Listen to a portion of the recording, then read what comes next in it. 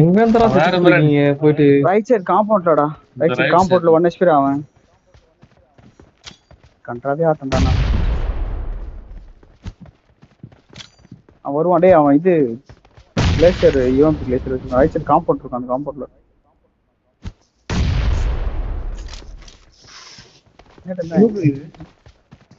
இவர் வெயிட் பண்ணுங்கடா.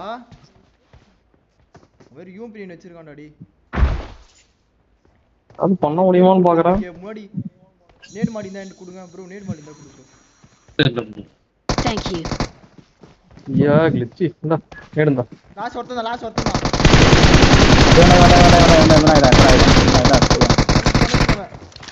பாத்து இப்பதான் ஏறாத. இங்க வராங்க.